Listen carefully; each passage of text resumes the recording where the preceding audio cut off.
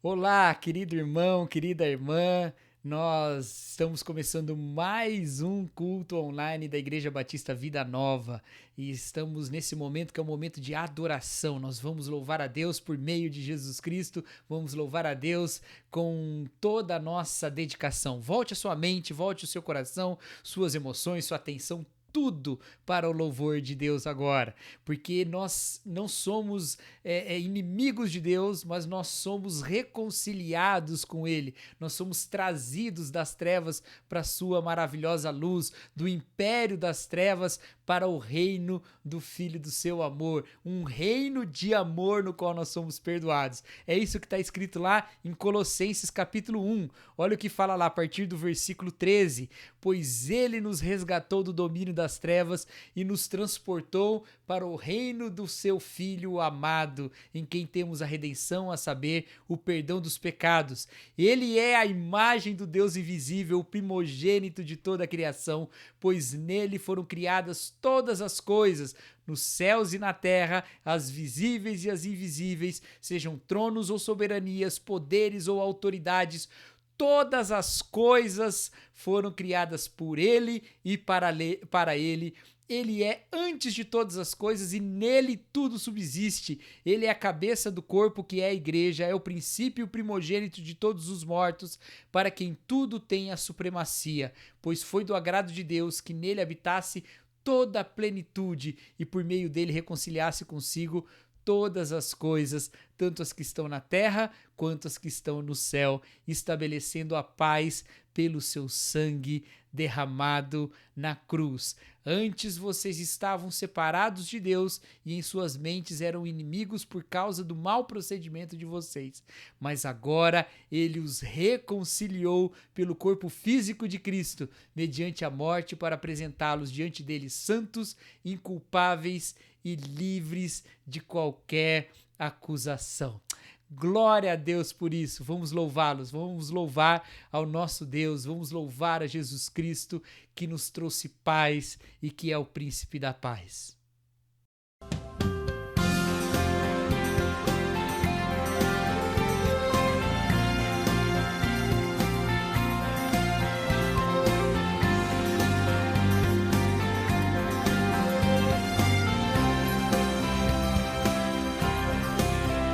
Tu és santo,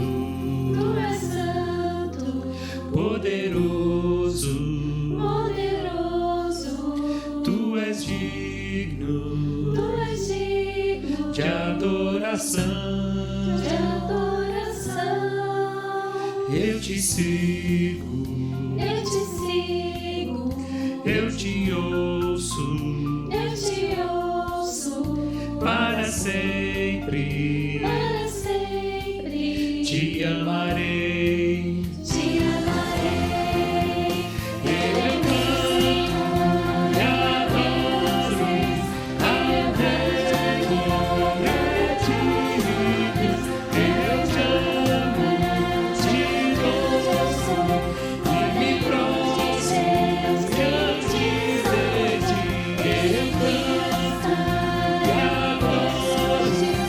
ao Rei convertido. Eu te amo, te louvo e me prostro diante de ti.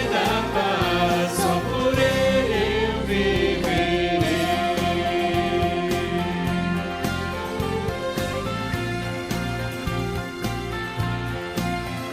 que é santo, poderoso, tu és digno, de adoração, eu te sigo, eu te ouço, para sempre. Te amarei,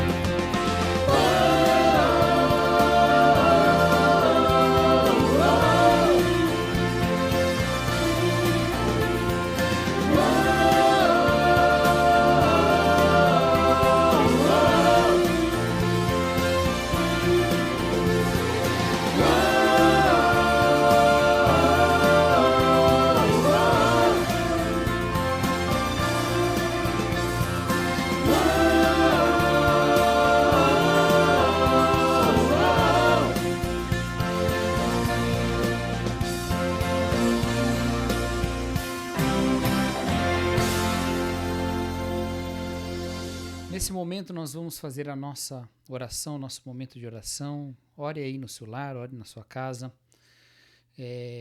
Vamos todos nos colocar diante de Deus agora, clamando pela misericórdia do Senhor, clamando para que a sua graça se manifeste. Senhor nosso Deus, nós estamos diante de Ti, Pai, pedindo, Senhor, que o Senhor manifeste a Tua justiça no mundo, ó Pai. Que o Senhor alivie as nossas aflições. Pedindo a Deus que o Senhor nos livre, ó Pai, dessa pandemia. Que o Senhor traga, ó Deus, pelos meios que lhe aprouver, alívio para todo o desastre que estamos enfrentando. Ó Senhor, que a Tua graça, que o Teu amor, ó Deus, esteja sobre nós e que sejamos lembrados disso frequentemente, ó Pai. Que tenhamos diante de nós o Teu amor, para que nos momentos mais aflitos nós não nos esqueçamos de que o Senhor não nos abandonou. Senhor, nós queremos, ó Pai, pedir que o Senhor coloque da Sua palavra no nosso coração. Que sejamos, ó Deus, lembrados frequentemente, ó Deus, de como devemos agir de maneira justa, mesmo que a tentação seja, às vezes, de sermos tomados por algo que não agrada ao Teu nome. Senhor, nos abençoe, ó Pai, também como igreja, fortalece a nossa comunhão, fortalece o nosso espírito, fortalece a nossa dedicação e amor ao próximo e ao Senhor. Que sejamos, ó Deus, frequentemente lembrados, ó Pai, da Tua graça e de como devemos agir com graça na direção dos outros e de como ela nos une e nos faz um povo só. Senhor, que o Senhor abençoe também as autoridades, ó Pai, as políticas, as científicas, todas elas, ó Deus, para que caminhem, ó Pai, em harmonia para o fim desse momento de tragédia, para que possamos o mais rapidamente, ó Deus, retomarmos as atividades que nos levem a mais paz e bem para as pessoas, ó Pai. Senhor, nós clamamos também especial agora, Deus, por aquelas pessoas lá em Beirute que enfrentaram aquela cena terrível daquela explosão, ó Pai. Que o Senhor traga àquele país, ó Deus, consolo e que o Senhor traga também àquele país ajuda vinda de todos os lugares possíveis, ó Deus, para que eles possam se manter nesse momento de tanta incerteza, ó Pai. Nós estamos vendo muitas coisas, ó Deus, que nos deixam aflitos, mas confiamos no Teu nome, sabemos que ao final é o Senhor, ó Deus, que reina sobre todo o caos. E é confiados nisso, em nome de Jesus Cristo, que nós oramos. Amém.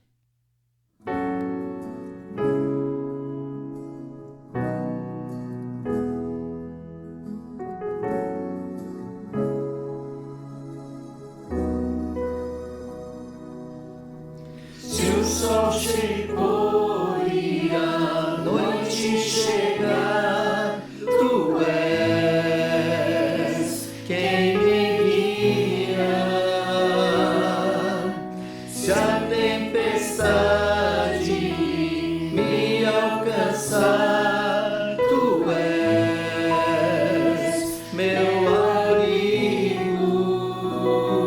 Se o mar me submergir, a Tua mão me traz à tona pra respirar e me faz andar sobre as águas.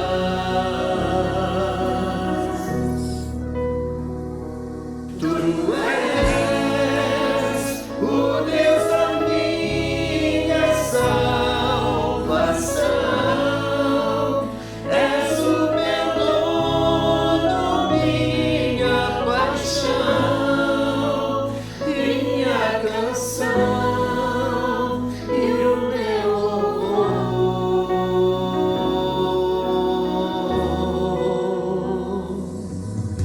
Se o sol se pôr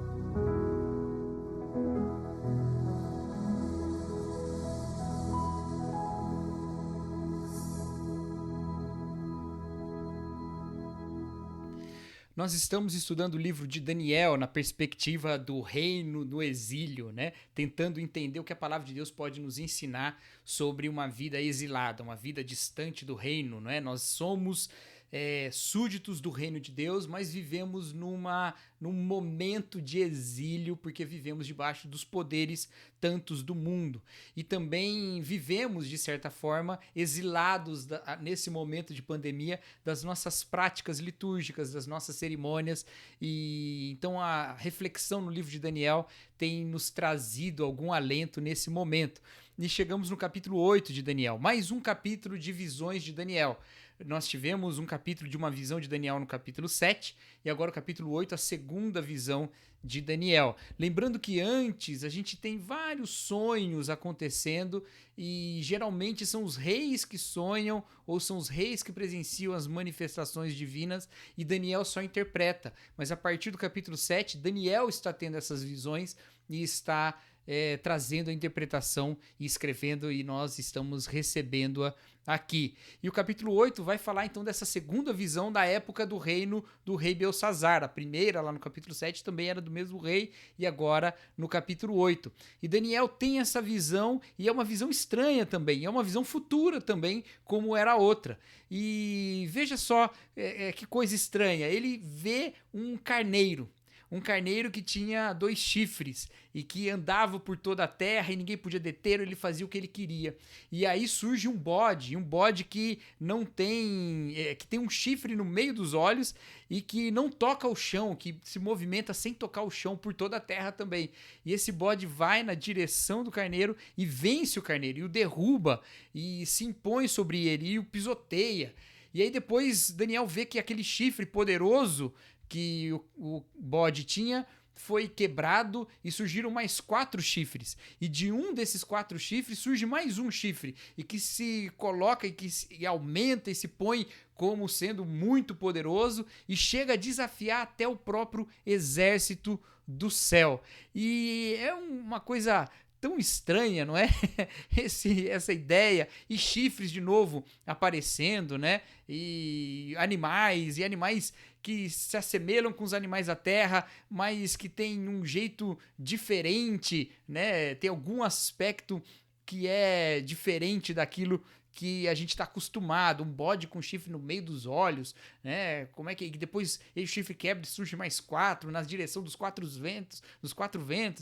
É um texto estranho, mas, para nossa alegria, a explicação desse texto no próprio capítulo 8, né? No próprio capítulo 8 de Daniel, a explicação desse texto. Daniel aparece um ser na semelhança de homem e uma voz do céu fala para esse ser: Gabriel, dê a esse homem o significado da visão. E aí, então nós sabemos que esse ser é o anjo Gabriel e ele dá o significado da visão para Daniel. E aí, a partir do versículo 17, vem essa explicação toda que o anjo Gabriel dá a Daniel. E qual é a explicação? A explicação é a seguinte: o carneiro seria o império medo-persa, por isso que ele tem 2 chifres. Toda vez em Daniel, esse reino aparece junto, porque os medos e os persas eram 2 povos que se uniram num império só lá na antiguidade. Então eles se juntaram e debaixo de um mesmo rei e passaram a ser o mesmo império. Então na Bíblia é chamado geralmente de império medo-persa, né? Ou nós chamamos a respeito do que a Bíblia fala.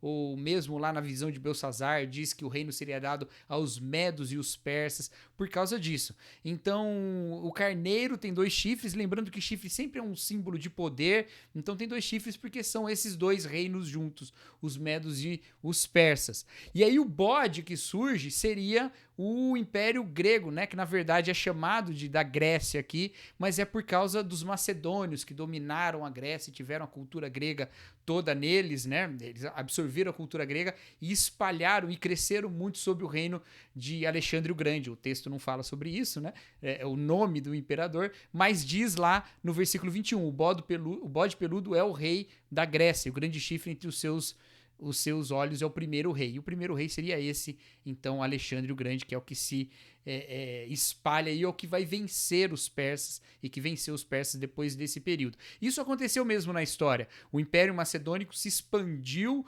dominou toda a Grécia, dominou o Egito, dominou toda a Palestina com o Império Persa, dominou o Império Persa, se estendeu até as margens do rio Indo, que faz divisa entre o lado ocidental da Ásia e a Índia, o subcontinente indiano. Então ele se espalhou mesmo pelo mundo todo.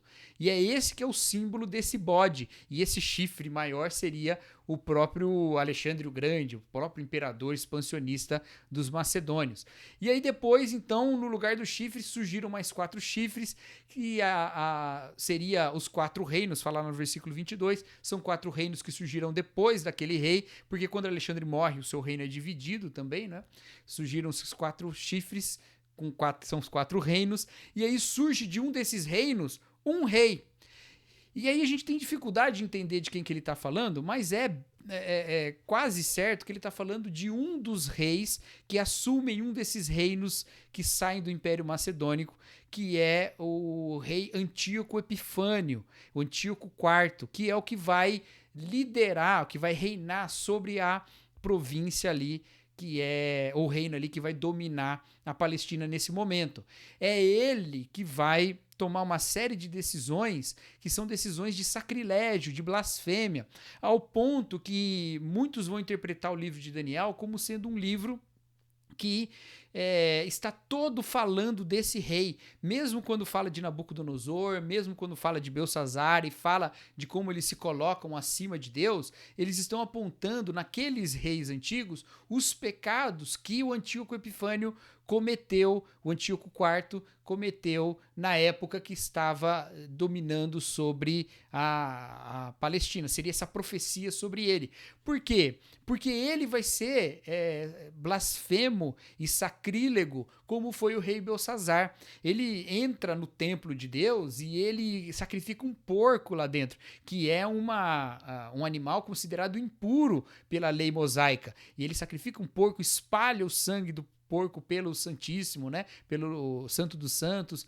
Ele vai proibir os sacrifícios a Deus, ele vai colocar um monte de empecilhos para que o culto fosse feito a Deus, e isso levou a uma pressão muito grande sobre os judeus e inclusive depois levou a revoltas e tudo mais. O Antíoco Epifânio é essa figura terrível que parece que encarna todo tipo de mal de todos os reis da história de Israel, de todos os reis maus da história de Israel. Ele desrespeita o culto de Deus, ele desrespeita os necessitados, ele se coloca acima de Deus e ele faz todas essas coisas erradas. E aí e essa é a explicação que o texto dá. E aí a gente lê esse texto e fala, bom, tudo bem, mas por que isso é importante para mim?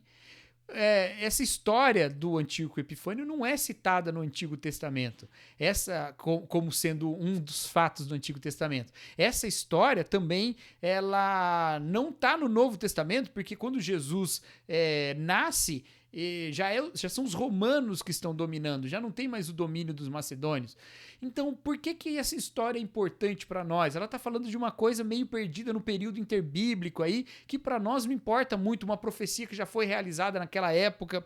Mas a verdade é que esses textos apocalípticos, eles falam de histórias que são histórias pontuais, mas que definem princípios que são princípios eternos, definem esperança, que é esperança eterna. E esse texto nos traz uma esperança, porque ele diz lá no versículo 25, sobre esse chifre, né? Com o intuito de prosperar, ele enganará muitos e se considerará superior aos outros. Destruirá muitos que neles confiam e se insurgirá contra o príncipe dos príncipes.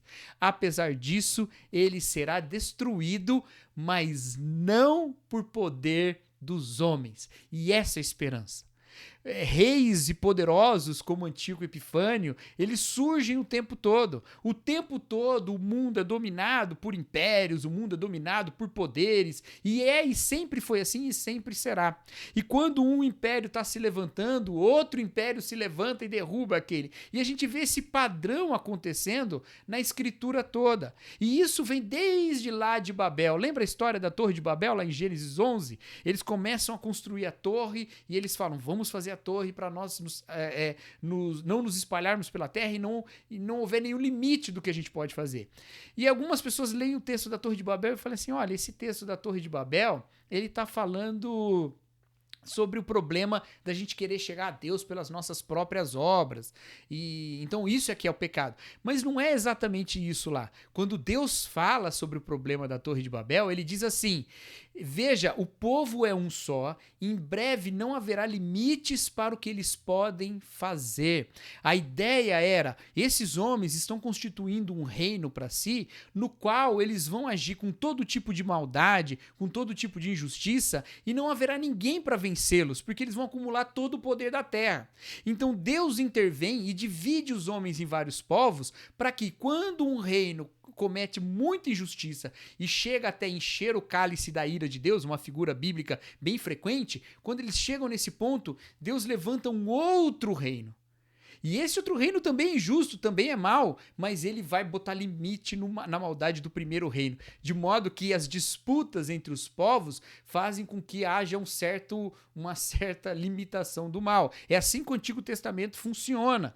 No Novo Testamento e no nosso tempo as coisas são limitadas também de outra maneira, mas o Apocalipse fala também de um reino, de alguém que acumula todo o poder da terra, e esse, para ser vencido, não pode ser vencido por reinos humanos, porque ele vai submeter todos os reinos, mas ele é vencido pelo reino de Deus. Então essa promessa que Daniel coloca aqui, que ele será destruído, mas não pelo poder dos homens, é exatamente a promessa que aponta para o reino messiânico pleno, no qual o próprio Deus manifestará a vitória contra o poder das injustiças humanas manifestadas lá em Apocalipse, na Nova Babilônia, sendo vencida pela Nova Jerusalém.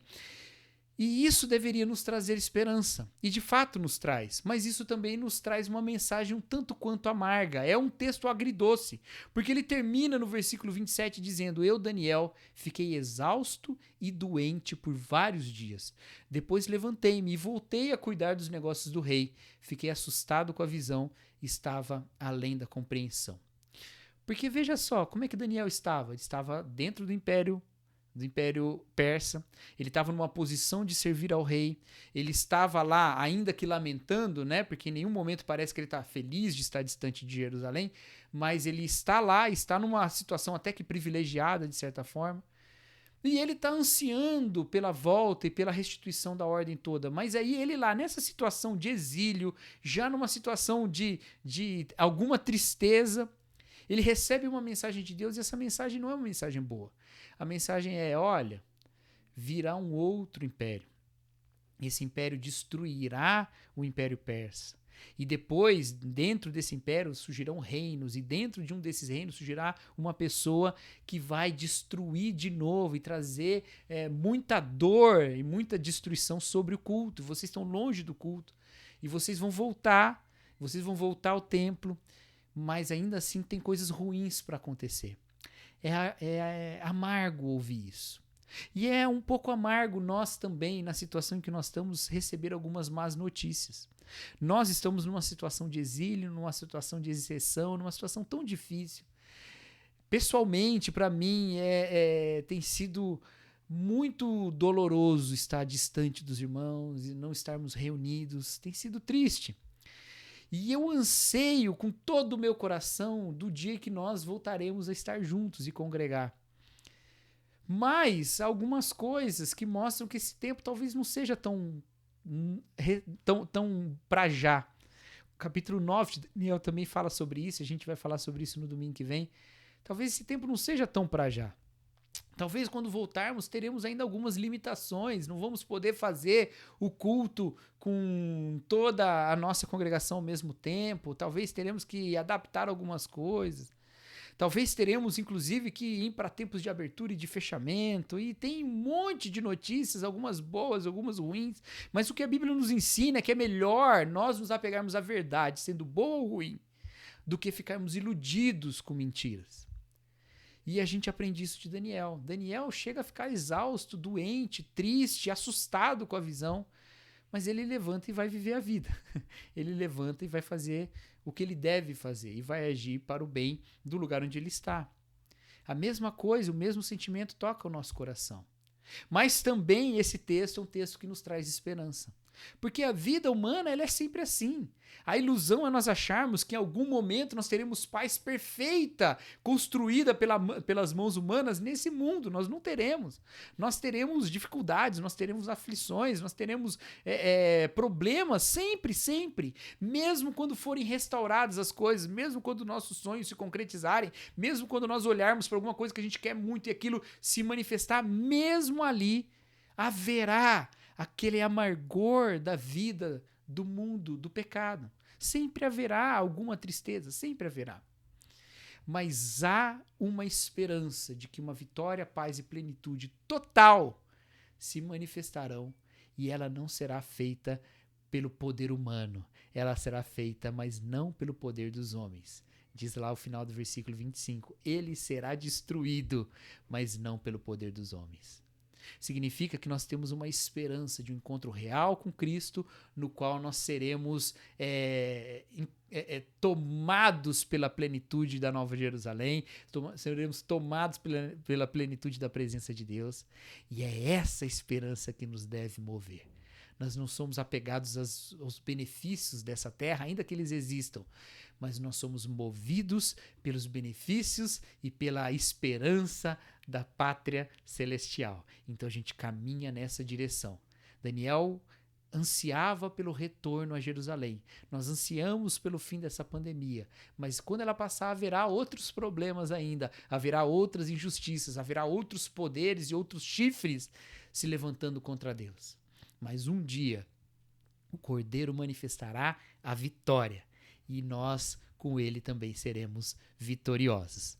Que Deus nos abençoe. Amém.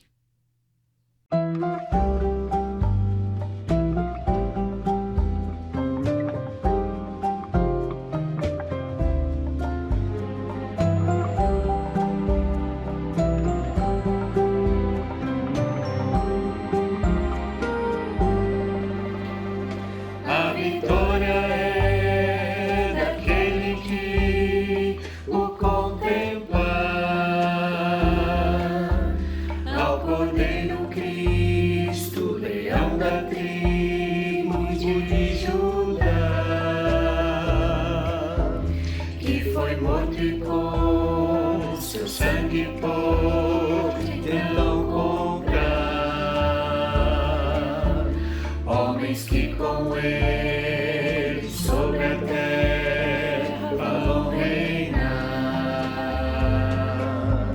A vitória é daquele que o adorar. Ao seu lado no seu trono se assentará. Se a Jesus seguir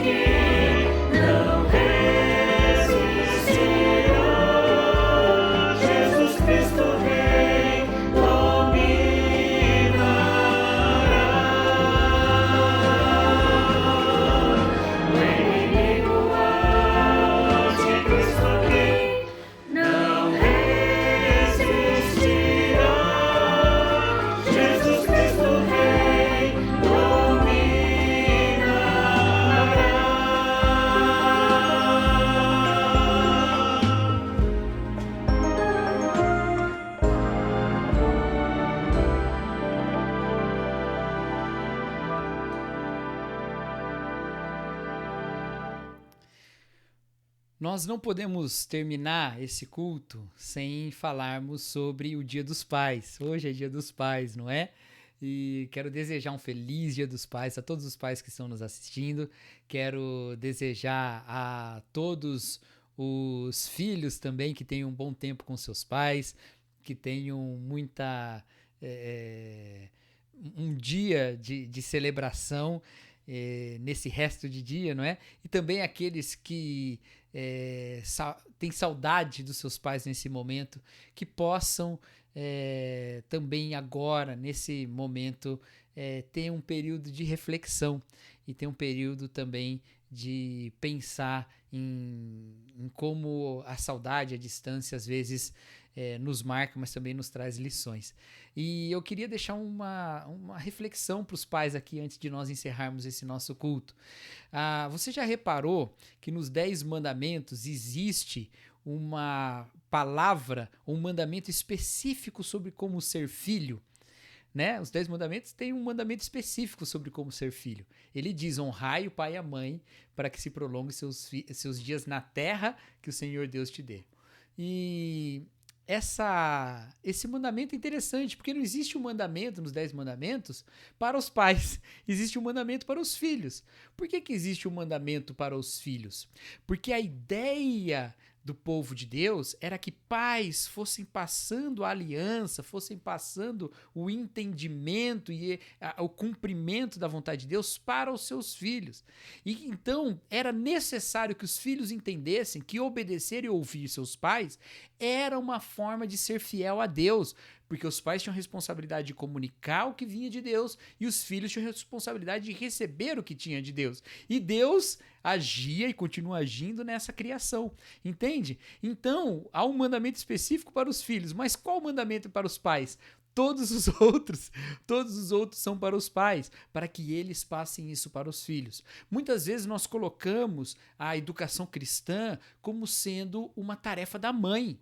A gente pensa muito nisso, porque as mães são as mais dadas muitas vezes a espiritualidade, são mais dadas as orações, e os pais às vezes são aqueles que vão trabalhar e às vezes não tem tempo para isso, mas a Bíblia coloca nos pais a responsabilidade de educar os seus filhos e de guiar no caminho do Senhor.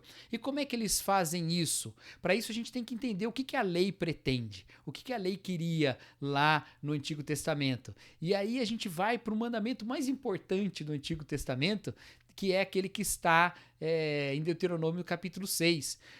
A partir do versículo 4 diz assim: ouça, ó Israel, o Senhor nosso Deus é o único Senhor. E aí vem o mandamento: ame o Senhor, o seu Deus, de todo o seu coração, de toda a sua alma, de todas as suas forças. O que isso tem a ver com pai? Tem a ver com o que vem em seguida. Olha só, que todas essas palavras que hoje lhe ordeno estejam em seu coração. Ensina-as com persistência aos seus filhos. Converse sobre elas quando estiver sentado em casa, quando estiver andando pelo caminho, quando se deitar e quando se levantar. Olha só, o que o pai deveria passar para o filho era o mandamento de amar a Deus acima de todas as coisas. E como é que a gente passa isso para o filho? Amando a Deus. O filho aprende a amar aquilo que o pai ama. Quando o pai ama, o filho ama. Se o pai amar a Deus e mostrar o tempo todo que Deus é o maior amor da sua vida, o filho vai aprender a amar também. E veja, faça isso dependendo de Deus. Não pense que você tem que ser o pai perfeito para que o seu filho seja perfeito. Dedica-se de todo o coração a amar a Deus, amando ao próximo, que é como nós aprendemos a amar a Deus, não é? O pai é o responsável por criar na família um relacionamento de amor, porque ele mostra que ama a Deus amando o próximo. E qual é o próximo mais próximo? Os membros da família. Ele ama a Deus amando a esposa, ele ama a Deus amando os filhos, ele ama a Deus amando todos, amando o vizinho, amando todo mundo com quem ele se encontra. E o filho vai aprendendo a ter uma vida de amor e vai aprendendo que o amor é o amor que nós temos porque Deus nos amou primeiro. Ele vai aprender sobre o amor de Deus vendo o amor do Pai. Por isso, entenda isso. Sua tarefa paterna é uma tarefa de amar, porque assim você vai testemunhar que Deus te ama muito mais. E por isso eu quero terminar com essa lembrança. Todo o desafio de ser pai é um desafio muito intenso. É muito difícil e é algo que exige muito da vida. Mas você não faz isso sozinho, você faz isso dentro do amor de Deus. Você ama os seus filhos, você ama a sua família, mas Deus ama muito mais a sua família do que você, e Deus te ama muito mais do que você mesmo. Deus está muito mais envolvido no bem da sua família do que você mesmo.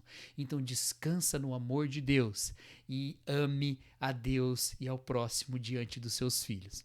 Por isso, queridos, a gente precisa do testemunho de homens que são gratos a Deus, de homens que louvam a Deus, de homens que elevam a Deus a sua gratidão. E assim, os homenzinhos que estão sendo formados serão instruídos nesse Deus de amor. Que o amor de Deus te envolva, que você seja levado por esse amor e que a sua casa seja uma casa cheia do amor de Deus. Vamos orar. Senhor nosso Deus, nós clamamos pela sua bênção especial pelos pais, ó Pai. O Senhor é o nosso Pai e aprendemos a ter amor de Pai com o amor que o Senhor tem por nós. Que assim, ó Deus, os lares sejam lares de amor a partir de pais amorosos. E que eles testemunhem para os seus filhos, eles testemunhem para a sua casa, que o Senhor é um Deus de amor através do amor que eles mesmos manifestam. E que assim, ó Deus, eles sejam também encontrados nesse amor e que o amor do Senhor em Jesus Cristo seja manifestado. Traga, ó Deus, ao coração de cada pai a certeza de que o Senhor o ama e assim eles sejam aperfeiçoados no teu amor. Traga ao coração de cada pai o descanso de saber que apesar de todos os desafios desse mundo violento, das dificuldades financeiras, das dificuldades de trazer um entendimento moral e correto para os seus filhos, apesar disso tudo, o Senhor está envolvido no bem das suas famílias e o Senhor está envolvido na bênção desses pais. Que eles possam descansar nessa verdade, que eles possam entender que é o Senhor que promove a edificação e que eles sejam esse instrumento. Abençoe todas as famílias, abençoe a nossa igreja. Essa é a nossa oração em nome de Jesus Cristo. Amém.